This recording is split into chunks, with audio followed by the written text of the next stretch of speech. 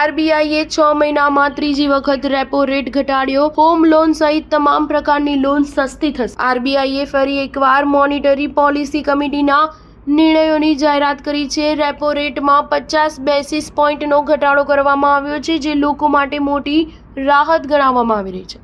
આ સાથે હવે રેપો રેટ 5.50% થઈ ગયો છે. છેલ્લા 6 મહિનામાં સતત ત્રીજી વખત આરબીઆઈ દ્વારા રેપો રેટમાં ઘટાડો કરાયો છે.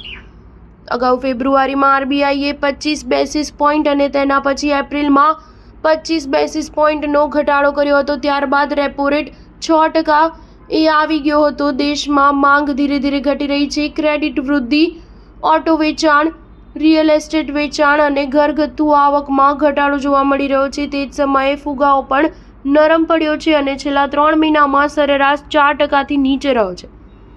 જો કે આરબીઆઈ દ્વારા નવી જાહેરાતને પગલે છેલ્લા 6 મહિનામાં ત્રીજી વખત રેપો રેટ ઘટ્યો છે અને આ સાથે લોકોને હવે મોટી રાહત મળશે કે કેમ તેમના ઈએમઆઈમાં ઘટાડો થઈ શકે છે. છેલ્લા 6 મહિનામાં આરબીઆઈ દ્વારા રેપો રેટમાં આ સતત ત્રીજી વાર ઘટાડો છે.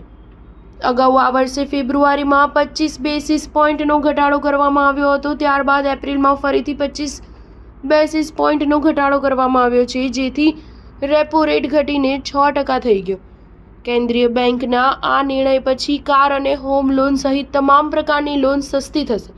રેપો રેટ ઘટાડો કરતી વખતે આરબીઆઈએ કહ્યું કે આ પગલું દેશના રોકાણકારોને પૂરતી તક પૂરી પાડશે.